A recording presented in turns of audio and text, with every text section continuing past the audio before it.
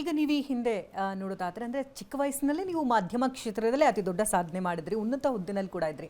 ಅದನ್ನು ಬಿಟ್ಟು ಸಿವಿಲ್ ಸರ್ವಿಸಿಗೆ ಬಂದ್ರಿ, ಅದನ್ನು ಬಿಟ್ಟು ಈಗ ಏನೋ ಒಂದು ವಿದ್ಯಾರ್ಥಿಗಳಿಗೆ ಒಂದು ಒಳಿತನ ಮಾಡಬೇಕು ಅನ್ನೋ ಒಂದು ದಾರಿನಲ್ಲಿದ್ದೀರಿ. ಏನೇನು ಡಿಫ್ರೆನ್ಸ್ನ ಕಂಡ್ರಿ ನೀವು? ಇಲ್ಲ ನೋಡಿ, ಈಗ ನಂದು ಇಷ್ಟೇ, ನಾವು ಯಾವುದೇ ಗಾಡ್ ಫಾದರ್ ಇಲ್ಲದೆ ಜೀವನದಲ್ಲಿ ಬಂದವರು. ಬಂದಿದ್ದು ಅಂದ್ರೆ ಏನು, ಹಣ ಗಿಣ ಅಲ್ಲ. ನಮ್ಮ ತಾಯಿ ಹೇಳಿದ ಕನಸು KS ಮಾಡ್ಬೇಕು, ಮಾಡಿಕೊಟ್ರು. ಅವ್ರು ಅಂದ್ಕೊಂಡಿದ್ದಕ್ಕಿಂತ ಜಾಸ್ತಿ ಮಾಡಿದ್ವು.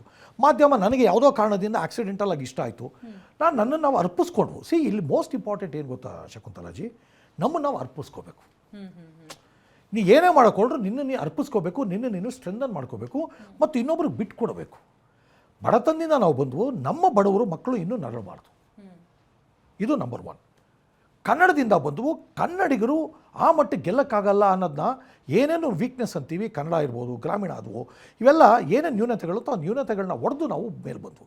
ಇವತ್ತೇನಾಗ್ತಿದೆ ಅಂದರೆ, ಭ್ರಮೆಗಳಲ್ಲಿ ತುಂಬ ಜನ ಬದುಕ್ತಿದ್ದಾರೆ. ಭ್ರಮೆ ಅಂದರೆ ಏನು ನೋಡಿ, ಮೊನ್ನೆ ಯಾರೋ ಒಬ್ಬ ಸೈಕಾಲಜಿಸ್ಟ್ ಹೇಳ್ತಾಯಿದ್ರು, 70% of the children national health survey ಹೇಳುತ್ತೆ ಆರ್ ಅಂಡರ್ ಡಿಪ್ರೆಷನ್. ಯಾಕೆ ಡಿಪ್ರೆಷನ್ಲಿದ್ದಾರೆ?